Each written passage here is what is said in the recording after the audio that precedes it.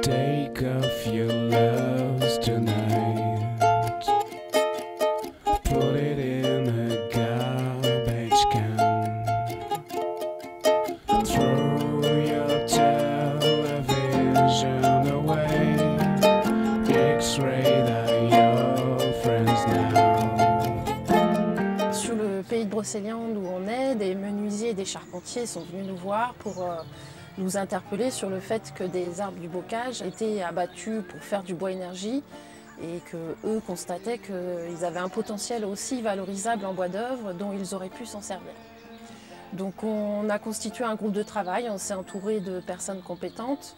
On a associé donc le Centre régional de la propriété forestière de Bretagne, le syndicat d'eau Eau du bassin rennais, le conseil départemental d'Ille-et-Vilaine et donc l'association L'Arbre Indispensable dont faisaient partie ces menuisiers et charpentiers qui nous avaient interpellés et qui comptaient aussi en son sein des négociants en bois local. On a étudié auprès des agriculteurs leur méthode d'entretien du bocage. Donc il en est ressorti qu'un agriculteur passait entre 10 jours et 1 mois à entretenir ses haies bocagères et puis qu'il ne savait plus comment tailler un arbre en vue de former du bois d'œuvre et qu'il pensait que si un arbre avait une valeur bois d'œuvre, ça veut dire qu'il était presque au statut d'arbre remarquable.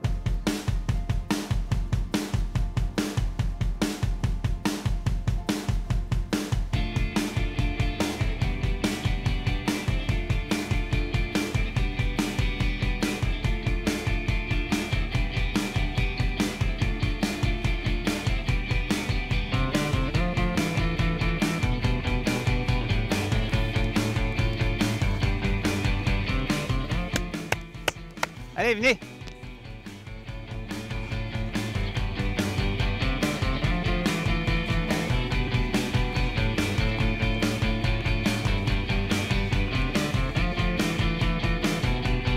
Quand on peut entretenir un arbre dès ses premières années et qu'on l'oriente, qu'on le taille de manière à faire un vrai arbre de Auget, eh bien on s'aperçoit qu'à l'usage par la suite, dans les années futures, c'est pas celui qui va demander le plus d'entretien.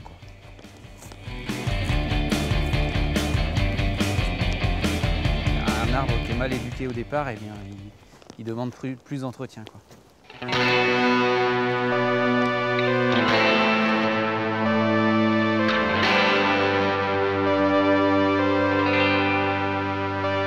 Donc ça, c'est une haie qui a une quinzaine d'années et qui finalement, en termes de paysage, c'est joli, mais en termes d'exploitation bois futur, comme on aurait pu l'imaginer autrefois, on va à mon avis pas en tirer grand-chose. Donc c'est justement ça qui m'intéressait dans l'approche de la chambre d'agriculture, c'était de voir la haie d'une autre façon et d'essayer finalement, quand on met en place une haie, d'en avoir pas qu'une vue paysagère, mais aussi une vue économique en fait. Le bois, c'est une ressource qui peut servir à faire, pour nous agriculteurs, du bois de charpente ou une valorisation plus tard, future, du bois, mais un vrai arbre de Auget, comme on l'appelle, et qui pourrait être valorisé autrement qu'en bois énergie. Là, on est devant une haie qui a 25 ans, mais elle a évolué défavorablement, c'est-à-dire qu'elle n'a pas bénéficié de taille d'éducation. Il y a quelques arbres qu'on va pouvoir faire évoluer favorablement, mais le gros de ces arbres qui auraient pu faire du bois de qualité, il va finir en bois de chauffage. Donc si on ne vise pas l'excellence, on n'a pas la moyenne, c'est-à-dire qu'on va perdre du temps et de l'argent. Là, on aurait pu avoir des cerisiers greffés, du prunier, du pêcher, des cognassiers, du néflier, tous des fruits consommables. Et ici, on a un potentiel et des besoins futurs avec le stockage de carbone. Donc on a intérêt à avoir des vrais haies avec des vrais arbres qui vont rendre des services écosystémiques à la société, mais à l'agriculteur en premier.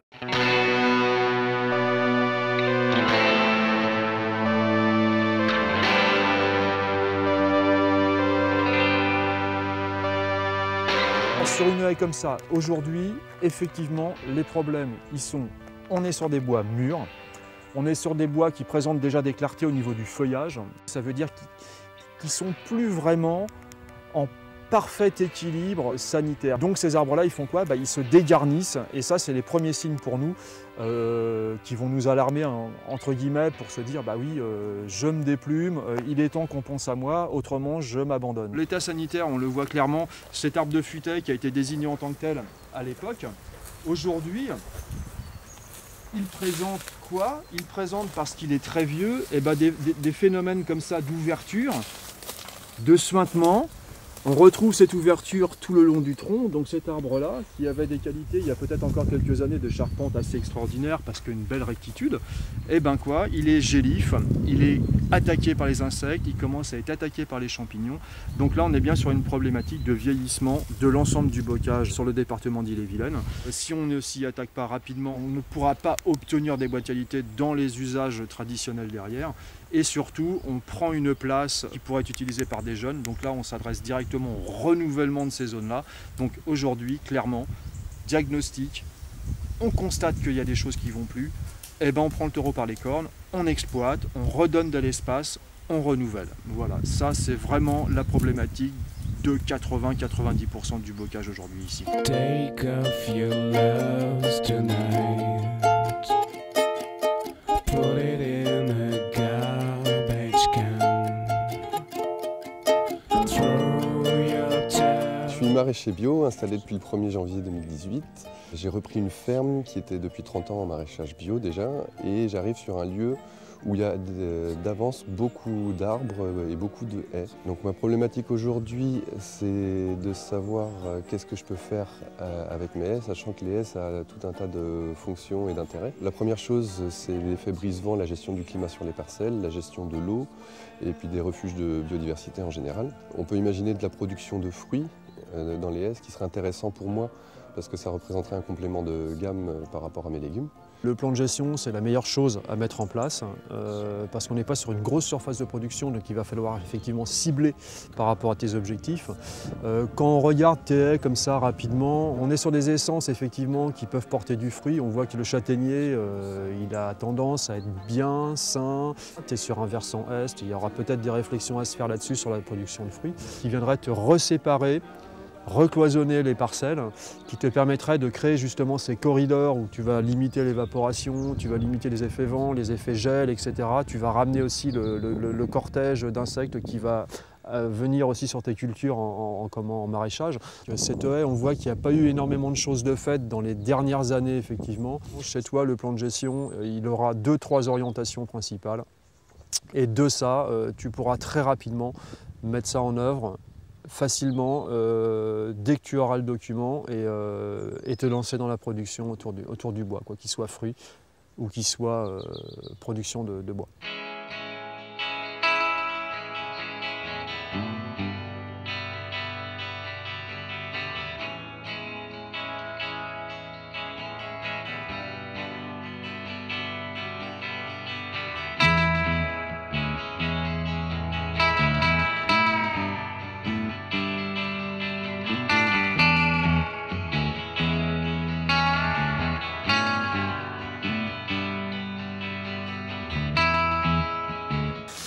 La particularité sur ce tronc, c'est que j'ai la présence de corps étrangers, ici j'ai du métal, donc il va m'empêcher d'abattre l'arbre convenablement jusqu'à sa base. Je vais être obligé d'abandonner cette partie de démarrage du tronc. On a la ferraille ici qui est présente, et on l'entend par résonance à l'intérieur, donc le bois est complètement contaminé par ce métal, et donc ça va m'obliger à monter mon abattage légèrement au-dessus de cette présence de métal.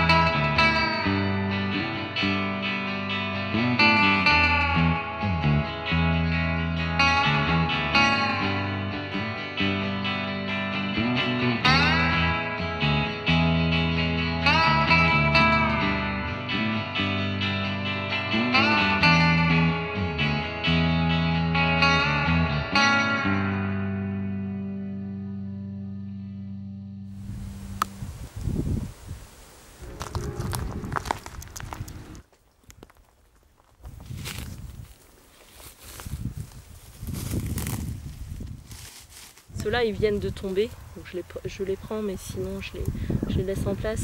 Les semis se développent mieux s'il y a un accès à la lumière et s'ils sont protégés par une strate végétale. L'optimal, c'est d'avoir une strate végétale constituée de ronces parce qu'elle va permettre une bonne aération pour le semis naturel, tout en le protégeant de la faune sauvage. L'abattage des arbres s'est fait en descente de sève pendant l'hiver et le marquage des arbres s'est fait en prenant en compte les besoins pour le mobilier, mais aussi en pensant le renouvellement de la haie. C'est pour ça qu'on a ici des trouées d'accès à la lumière importants pour que la régénération naturelle se fasse. C'est un chêne qui a poussé naturellement, très droit dans la ronce, et il doit avoir 4 ans à peu près. C'est ce qu'on souhaite obtenir sur le talus. Take off your loves tonight. Put it in Donc là, scierie mobile, on oriente les bois en fonction de leur forme, de leur longueur, de leur grosseur. L'avantage, c'est que ça se déplace sur zone établie, relativement plane, et on arrive à faire un travail relativement fin en termes de transformation des bois.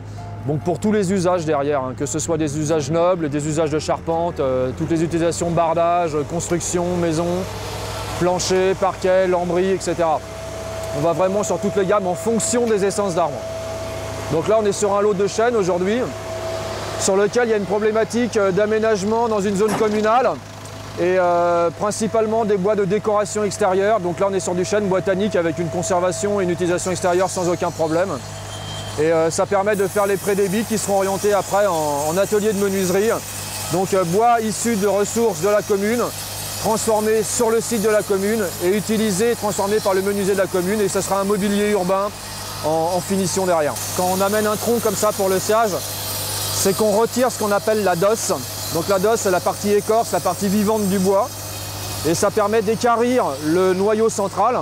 Et derrière, on va réorienter les différents débits en termes d'épaisseur, en termes d'enfermement de cœur, etc. en fonction des sections qui nous sont demandées pour la construction à suivre. Ça, c'est le travail du sieur, de calculer tous ces paramètres pour optimiser au maximum le rendement du bois. Et sur le chêne, on est sur un rendement d'à peu près 50-50. C'est-à-dire qu'on va avoir un bois de bonne qualité en intérieur, dans le bois dit de duramen. Et dans les bois frais déclassés, on va avoir également 50% à peu près du volume initial. Donc en réalité, pour 1 mètre cube utilisé en construction, il faut 2 mètres cubes de matière première. Un sieur va se déplacer pour 8-10 mètres cubes par jour, avec un prix au mètre cube qui est quand même inférieur au prix d'une scierie classique, donc qui est une grosse structure en place. L'autre avantage, c'est qu'il se déplace vraiment à proximité du lieu d'utilisation. Dans les 50% de produits restants, bien sûr, il y a ce qu'on appelle les produits connexes comme les écorces. On peut les valoriser bien sûr en bois de chauffage, en décoration, etc. Ensuite, il y a les sous-produits avec de l'aubier qu'on peut utiliser en bardage, en aménagement, en étagère, en construction comme ça, d'abris, etc.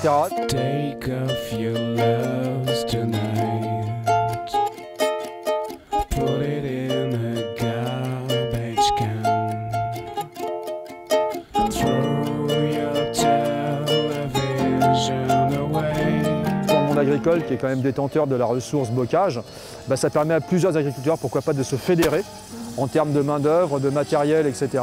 Et de faire venir donc ce sieur mobile qui pourra du coup s'installer, voire même pour plusieurs jours. C'est une ressource du monde rural. On utilise ses propres produits en aménagement dans les fermes ou en reprise de bardage, ce genre de choses. Mais c'est surtout que le fait de récolter ces bois mûrs dans son bocage, on va renouveler les haies par de l'introduction de jeunes ou du semi-naturel. Et derrière, du coup, on pérennise son bocage, quoi. Tout calcul fait, on s'aperçoit aujourd'hui qu'en termes de coût sur ce type d'activité, ça revient à beaucoup moins cher que d'acheter de la matière première qui va être importée pour la majorité du temps. La valeur commerciale d'un arbre, surtout quand on a des beaux sujets où on a 80% du pied sur les 6 premiers mètres, plus le bois de chauffage et les produits connexes qu'on peut avoir au-dessus, oui, un arbre il a complètement sa place dans le paysage, quoi.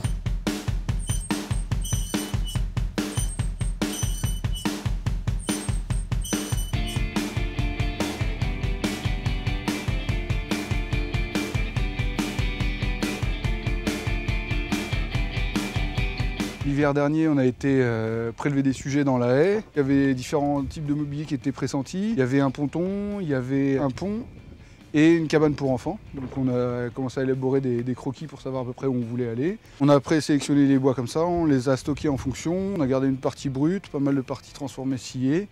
Et puis après, on a confronté les croquis et les souhaits avec la ressource, avec la matière qu'on avait obtenue comme ça, quoi. Là, je suis en train de faire des cabanes pour enfants. Il y a des espèces d'arches un peu en forme d'ogive qui vont se succéder les unes aux autres et qui vont être reliées entre elles.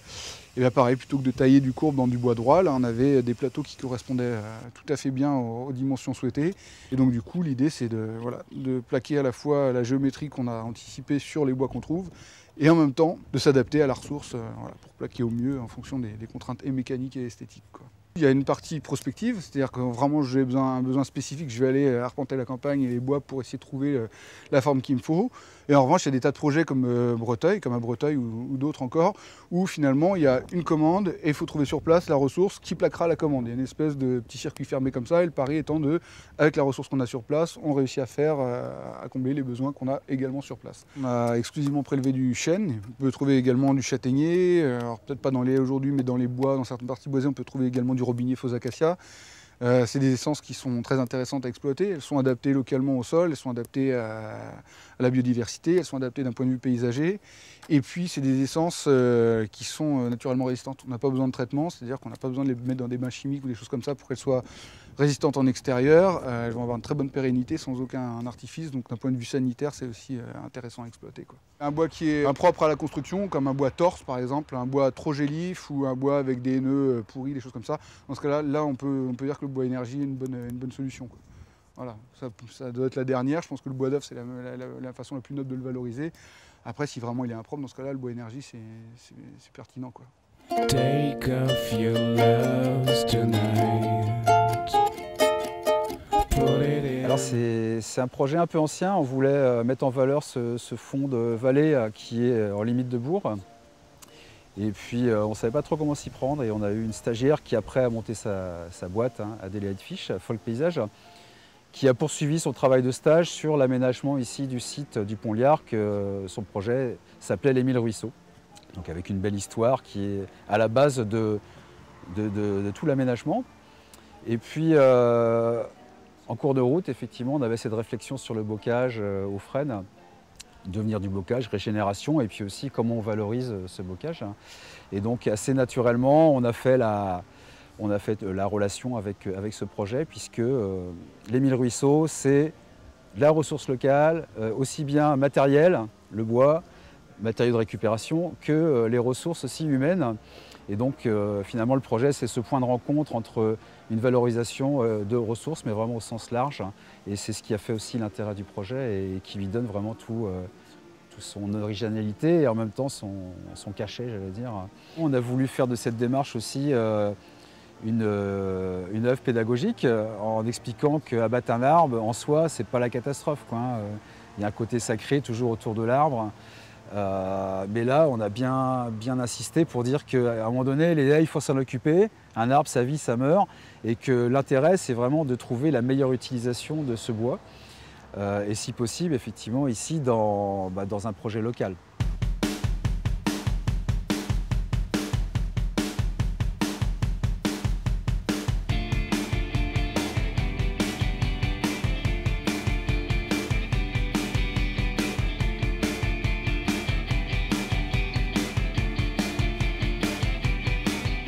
Alors là, on est devant une réalisation donc faite par les élèves du groupe Antoine Saint-Exupéry, un poulailler pour mettre un peu de vie dans l'établissement et puis voilà, apprendre aussi à travailler le bois. Le but étant que les élèves, du début jusqu'à la fin, donc assurent la collecte et la réalisation donc de la construction en bois donc local ou de récupération. L'autre particularité du poulailler, c'est qu'il a été fait effectivement avec des poteaux de châtaignier donc qui constituent la structure essentielle. On l'a acheté à Manlis chez un agriculteur qui peut valoriser sa ressource et sa main-d'œuvre aux périodes creuses de son activité agricole, quoi.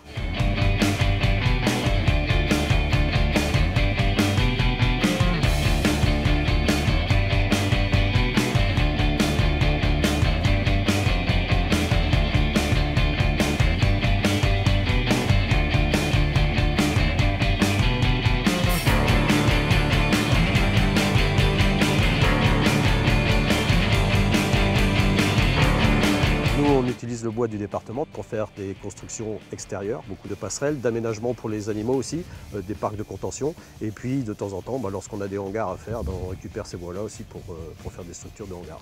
C'est les bois qui sont issus de nos terrains, donc sur le département, donc on les transforme aussi sur le département. On a plusieurs scieries avec lesquelles on travaille, et là on fait du débit à façon. On leur demande exactement la qualité qu'on veut, dans les bois qu'on veut. Ici par exemple, pour le patelage, il faut des plateaux de 30, 40 pour les traverses en dessous. Donc ça va se faire en fonction de la qualité des bois qu'on a. Ce qui est beaucoup plus intéressant que d'acheter les bois, parce que là du coup nous on n'a pas le bois brut à payer puisqu'il est issu de chez nous, et donc on ne paye que le débardage. Après, le transport, et puis après, le débit. Donc les bois, ils nous reviennent à peut-être 130 € le mètre cube. On essaye de travailler en fonction des classes naturelles des bois. Par exemple, pour des hangars, on a utilisé du Douglas, parce que c'est un classe 3, donc pas de produit de traitement. De toute façon, aucun bois que vous avez sur les espaces naturels n'est traité. On ne va pas couper le bois, nous, pour faire de la construction. Nous, on va profiter des bois qui sont coupés pour le faire. C'est la différence, elle est là. Donc c'est d'abord la gestion environnementale, écologique.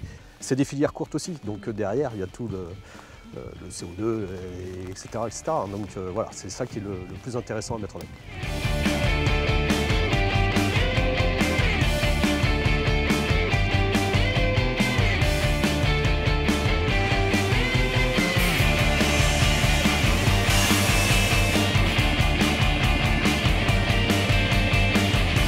L'intérêt du bois de bocage, c'est d'avoir une ressource sur pied, visible déjà, de retrouver une connaissance aussi de l'arbre.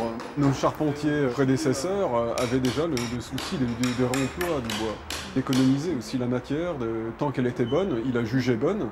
Effectivement, elle peut retrouver une autre fonction, comme ces pièces qui ne sont pas à leur emplacement originel, mais on décide de leur redonner une place dans l'espace. Et aujourd'hui, mécaniquement, même les bois anciens récupérés, s'ils ne sont pas pourris, ils ont une résistance absolue. Enfin, ils sont quasiment inaltérables. Les fentes longitudinales n'altèrent pas la solidité d'une pièce.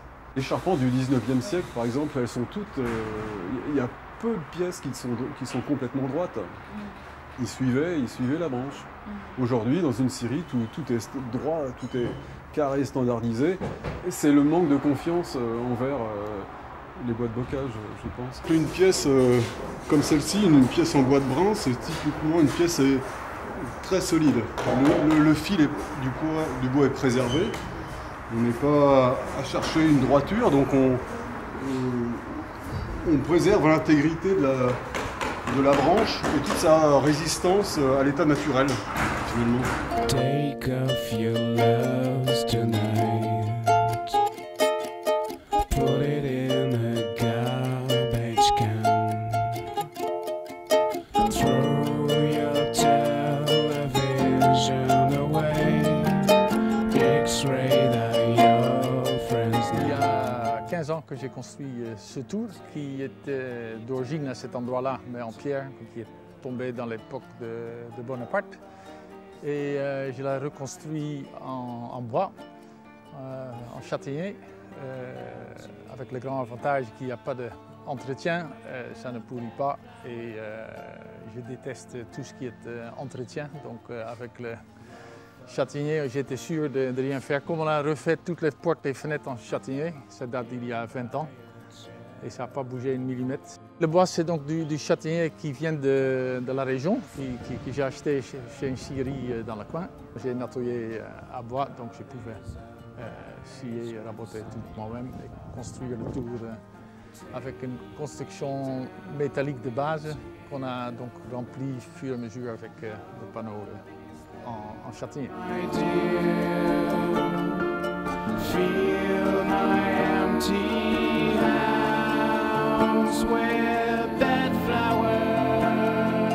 Le bocage joue un rôle essentiel de barrière contre le ruissellement. L'idée, c'est d'inciter les agriculteurs à l'entretien du bocage existant. Et donc, dans ce cadre-là, l'idée, c'est de redonner une fonction économique à l'arbre, de façon à ce que l'agriculteur y trouve son compte.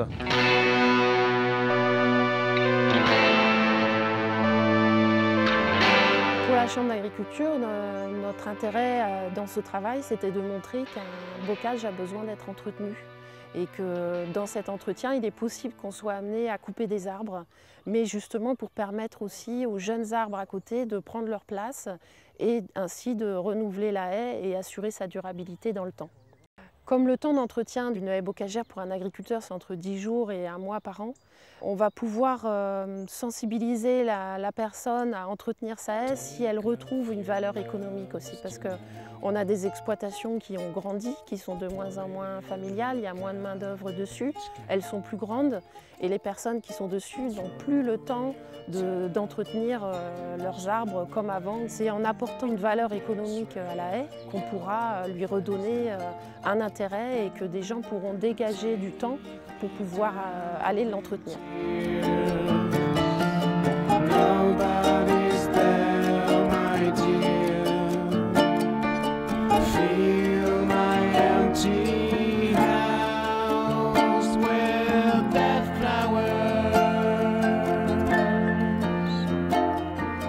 Love for this